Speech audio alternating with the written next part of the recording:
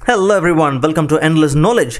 இந்த வீடியோவில் நாம் எதை பற்றி பார்க்க போகிறோம் அப்படின்னா எக்ஸலில் இருக்கக்கூடிய செல் ரெஃபரன்சஸை பற்றி தான் டீட்டெயிலாக பார்க்க போகிறோம். ஸோ உங்களுக்கு இந்த வீடியோவில் உள்ள கண்டென்ட் எல்லாம் புரியுது அப்படின்னா மறக்காமல் லைக் பண்ணுங்கள். அண்ட் இதை பற்றி தெரியாதவங்களுக்கு கண்டிப்பாக ஷேர் பண்ணிவிடுங்க. அண்ட் நீங்கள் இன்னும் சேனலை சப்ஸ்கிரைப் பண்ணாமலே பார்த்துட்டு இருக்கீங்க அப்படின்னா மறக்காமல் சப்ஸ்கிரைப் பண்ணுங்கள். அண்ட் சப்ஸ்கிரைப் பண்ண கையோட பக்கத்தில் இருக்கக்கூடிய பெல் ஐக்கனை கிளிக் பண்ணி ஆல் நோட்டிஃபிகேஷன்ஸை மறக்காமல் எனேபிள் பண்ணிக்கோங்க.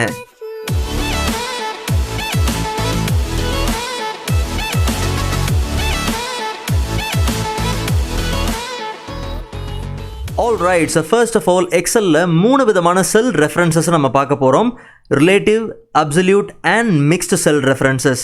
ஸோ இந்த ரிலேட்டிவ் அண்ட் அப்சல்யூட் செல் ரெஃபரன்சஸை நம்ம நல்லா புரிஞ்சுக்கிட்டோம் அப்படின்னாலே மிக்ஸ்டு செல் ரெஃபரன்ஸ் ஒரு பெரிய விஷயமே கிடையாது. ஈஸியாக நீங்கள் என்ன பண்ணலாம் அப்படின்னா அதை புரிஞ்சுக்கலாம். ஓகே, ஸோ ஃபர்ஸ்ட் நம்ம ரிலேட்டிவ் செல் ரெஃபரன்ஸ்னால் என்னங்கிறத பார்ப்போம். ஸோ இங்கே நமக்கு ஒவ்வொரு ப்ராடக்டோட அமௌண்ட் என்னங்கிறது தேவைப்படுது. ஸோ இது ரொம்ப ஈஸியாகவே நம்ம என்ன பண்ணலாம், கேல்குலேட் பண்ணலாம். Equal to rate into quantity. So entry கொடுத்தோம் அப்படின்னா ஆன்சர் வந்துருச்சு. ஸோ மீதி உள்ள எல்லா ப்ராடக்ட்டுக்கும் இதே ஃபார்முலாவை தான் நம்ம என்ன பண்ண போகிறோம் அப்படின்னா காப்பி பண்ண போகிறோம். ஸோ இந்த ஃபார்முலாவை நம்ம காப்பி பண்ணுறதுக்கு முன்னாடி அந்த ஃபார்முலாக்குள்ளே நம்ம எந்த ரெண்டு செல்லை ரெஃபர் பண்ணியிருக்கோம் அப்படின்னா C3 அண்ட் D3. ஸோ நல்லா கவனிங்க, இதே ஃபார்முலாவை மற்ற எல்லா செல்லுக்கும் நீங்கள் காப்பி பண்ணதுக்கப்புறம் செல்லோட ரெஃபரன்ஸை நீங்கள் செக் பண்ணி பார்த்தீங்கன்னா அது சேஞ்ச் ஆகிருக்கும். இதே நம்ம ஃபர்ஸ்ட் ப்ராடக்ட்டை டைப் பண்ணும் போது நாம் எந்த ரெண்டு செல்லை ரெஃபர் பண்ணியிருந்தோம் அப்படின்னா C3 அண்ட் D3. ஆனால் அடுத்தடுத்த செல்லுக்கு இந்த ஃபார்முலா காப்பி ஆகும் போது பார்த்தீங்கன்னா செல்லோட ரெஃபரன்ஸும் சேஞ்ச் ஆயிடுச்சு. அப்போது எக்ஸலில் ஒரு ஃபார்முலா நீங்கள் காப்பி பண்ணும் போது செல்லோட ரெஃபரன்ஸ் கண்டிப்பாக என்ன ஆகும் அப்படின்னா ரிலேட்டிவாக சேஞ்ச் ஆயிரும். ஸோ அப்போது இந்த மெத்தட் ஆஃப் செல் ரெஃபரன்ஸை தான் நம்ம ரிலேட்டிவ் செல் ரெஃபரன்சஸ்ன்னு சொல்கிறோம். ஓகே, ஸோ நெக்ஸ்ட் நம்ம பார்க்க போகிறது அப்சல்யூட் செல் ரெஃபரன்சஸ். ஸோ இங்கே இருக்கக்கூடிய ஒவ்வொரு அமௌண்ட்டுக்கும் டேக்ஸ் எவ்வளோ அப்படிங்கிறத நம்ம கேல்குலேட் பண்ணணும். ஸோ ரொம்ப simple, equal to amount multiplied by 5% tax. So entry கொடுத்தோம் அப்படின்னா ஃபர்ஸ்ட் ப்ராடக்ட்டுக்கான டேக்ஸ் என்ன அப்படிங்கிறது இப்போ நமக்கு தெரிஞ்சிருச்சு. ஸோ இதே ஃபார்முலாவை தான் மற்ற எல்லா செல்லுக்கும் நம்ம காப்பி பண்ணுறோம். ஆனால் காப்பி பண்ணதுக்கப்புறம் நல்லா கவனித்து பார்த்தீங்கன்னா ஃபர்ஸ்ட் ப்ராடக்ட்டுக்கு மட்டும்தான் டேக்ஸ் வந்திருக்கு. மீதி இருக்கக்கூடிய எந்த ப்ராடக்ட்டுக்கும் பார்த்தீங்க அப்படின்னா டேக்ஸ் வரவே இல்லை. ஸோ அப்போ அந்த ஃபர்ஸ்ட் ப்ராடக்டோட செல் ரெஃபரன்ஸை நம்ம ஓப்பன் பண்ணி பார்த்தோம் அப்படின்னா கரெக்டாக பாருங்கள், E3 அப்படிங்கிறது அமௌண்ட்டு அண்ட் I2 அப்படிங்கிறது டேக்ஸு. ஆனால் ப்ராடக்ட் 2ஓட டேக்ஸை ஓப்பன் பண்ணி பார்த்தோம் அப்படின்னா கவனித்து பார்த்தீங்களா, கரெக்டாக E4 அப்படிங்கிற அமௌண்ட்டு செல்லு பார்த்தீங்கன்னா ரெஃபர் பண்ணியிருக்கோம். ஆனால் டேக்ஸ் பார்த்தீங்க அப்படின்னா I3 அப்படிங்கிற செல்லுக்கு என்ன ஆயிடுச்சு, சேஞ்ச் ஆயிடுச்சு. ஆனால் I3யில் பாருங்கள் நம்ம டேக்ஸ் வச்சில்ல, நம்ம டேக்ஸ் எங்கே வச்சுருக்கோம் அப்படின்னா I2 செல்லை தான் நம்ம வச்சுருக்கோம்.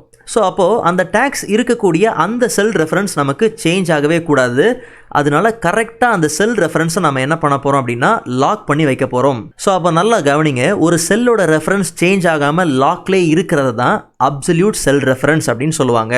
ஸோ இந்த செல்லோட ரெஃபரன்ஸை நம்ம லாக் பண்ணுறதுக்கு முன்னாடி செல்லை பற்றின ஒரு பேசிக்கான விஷயத்தை நீங்கள் நல்லா ஞாபகம் வச்சுக்கணும். அதாவது இந்த செல் நமக்கு எப்படி கிடைக்குது அப்படின்னா காலமும் ரோவும் சேர்ந்து கிடைக்கிறதா என்ன அப்படின்னா ஒரு செல்.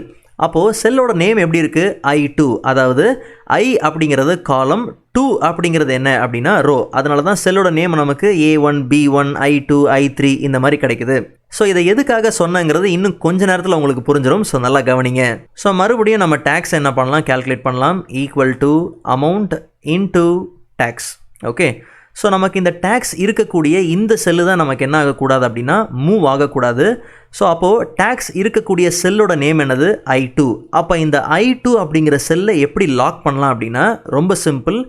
I அப்படிங்கிற காலம் பக்கத்தில் நீங்கள் என்ன பண்ணுங்கள் அப்படின்னா ஒரு டாலர் சைன், அதே மாதிரி 2 அப்படிங்கிற ரோ பக்கத்தில் நீங்கள் என்ன பண்ணுங்கள் ஒரு டாலர் சிம்பிளை நீங்கள் என்ன பண்ணுங்கள் கொடுத்துருங்க. நல்லா கவனிங்க, நம்ம மொத்த செல்லையும் லாக் பண்ண போகிறோங்கிறதுனால தான் நான் 2 டாலர் சைன் என்ன பண்ணேன் அப்படின்னா கொடுத்தேன். அதாவது ரோவுக்கு பக்கத்துலேயும் ஒரு டாலர் சைன் கொடுத்தேன், அதே மாதிரி காலமுக்கு பக்கத்துலேயும் ஒரு டாலர் சைன் கொடுத்தேன். இல்லை எனக்கு காலமை மட்டும்தான் லாக் பண்ணணும் அப்படின்னா அப்போ நீங்கள் என்ன பண்ணலாம், காலம் பக்கத்தில் மட்டும் ஒரு டாலர் கொடுத்தா போதும். இல்லை நான் ரோவை மட்டும்தான் லாக் பண்ணுவேன் அப்படின்னா ரோவுக்கு பக்கத்தில் நீங்கள் என்ன பண்ணலாம் அப்படின்னா ஒரு டாலர் சைன் நீங்கள் என்ன பண்ணலாம் கொடுக்கலாம். இல்லை நான் ரோவும் காலமும் சேர்த்து ஒரு செல் அப்படியே மொத்தமாக லாக் பண்ண போகிறேன் அப்படின்னா அப்போ கண்டிப்பாக நீங்கள் என்ன பண்ணணும் அப்படின்னா 2 டாலர் சைன் கொடுக்கணும். ஓகே, ஆனால் இந்த செல்லை லாக் பண்ணுறது இவ்வளோ கஷ்டப்பட்டு நீங்கள் பண்ணணும்னு அவசியமே கிடையாது. ரொம்ப சிம்பிளாக சொல்லணும் அப்படின்னா I2 அப்படிங்கிற செல்லை நீங்கள் செலக்ட் பண்ணதுக்கப்புறம் உங்கள் கீபோர்டில் F4 அப்படிங்கிற ஷார்ட்கட் கீயை நீங்கள் கொடுத்தீங்க அப்படின்னாலே அப்போ உங்களுக்கு இந்த செல் ரெஃபரன்ஸ் லாக் ஆயிரும். மறுபடியும் நீங்கள் F4 கொடுத்தீங்க அப்படின்னா அப்போ உங்களுக்கு ரோ மட்டும் லாக் ஆகும். மறுபடியும் நீங்கள் F4 கொடுத்தீங்கன்னா காலம் மட்டும் உங்களுக்கு லாக் ஆகிருக்கும். அண்ட் ஃபைனலாக நீங்கள் F4 கொடுக்கும்போது எந்த ரெஃபரன்ஸும் லாக் ஆகாது. பட் நமக்கு இப்போ மொத்த செல்லையுமே லாக் பண்ண போகிறோங்கிறதுனால F4 கொடுத்து ஹோல் செல்லையும் நான் என்ன பண்ணுறேன் அப்படின்னா லாக் பண்ணிக்கிறேன். ஸோ இப்போ நார்மலாக நீங்கள் என்ன பண்ணுங்கள், சேம் ஃபார்முலாவை நீங்கள் எல்லா செல்லுக்கும் காப்பி பண்ணும்போது பார்த்தீங்கன்னா எல்லா ப்ராடக்ட்டுக்கும் இப்போ என்ன வந்துருச்சு, டேக்ஸ் வந்துருச்சு. பட் ஒவ்வொரு ப்ராடக்ட்லேயும் பார்த்தீங்கன்னா டேக்ஸோட ரெஃபரன்ஸ் மட்டும் பாருங்கள், அது எங்கேயுமே சேஞ்ச் ஆகாது. கரெக்டாக I2 அப்படிங்கிற செல் அப்படியே என்ன ஆயிருக்கும் அப்படின்னா லாக் ஆகிருக்கும்.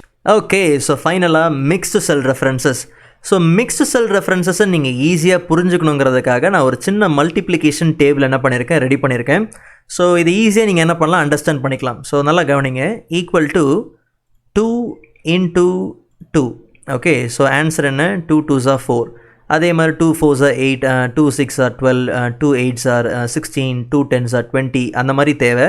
பட் நார்மலாக மற்ற செல்லுக்கெலாம் நீங்கள் இந்த ஃபார்முலாவை காப்பி பண்ணிங்க அப்படின்னா அப்படியே ஆன்சர் ஏடா கூடமாக வரும். ஓகே, ஸோ அதுக்கு ரீசன் என்ன அப்படின்னா செல் ரெஃபரன்ஸ் கண்ணா பின்னான்னு பார்த்தீங்க அப்படின்னா வேலை செய்யுது. ஓகே, பட் இப்போ நம்ம என்ன பண்ண போகிறோம் அப்படின்னா எனக்கு இந்த B அப்படிங்கிற காலமையும் லாக் பண்ணணும், அதே மாதிரி 2 அப்படிங்கிற இந்த ரோவையும் என்ன பண்ணணும் அப்படின்னா லாக் பண்ணணும். ஸோ அப்போ நல்லா கவனிங்க, நாம் மொத்த செல்லையும் என்ன பண்ண போகிறதில்ல அப்படின்னா லாக் பண்ண போகிறது கிடையாது. கரெக்டாக B அப்படிங்கிற காலமை மட்டும்தான் லாக் பண்ண போகிறோம், 2 அப்படிங்கிற ரோவை மட்டும்தான் என்ன பண்ண போகிறோம், லாக் பண்ண போகிறோம்.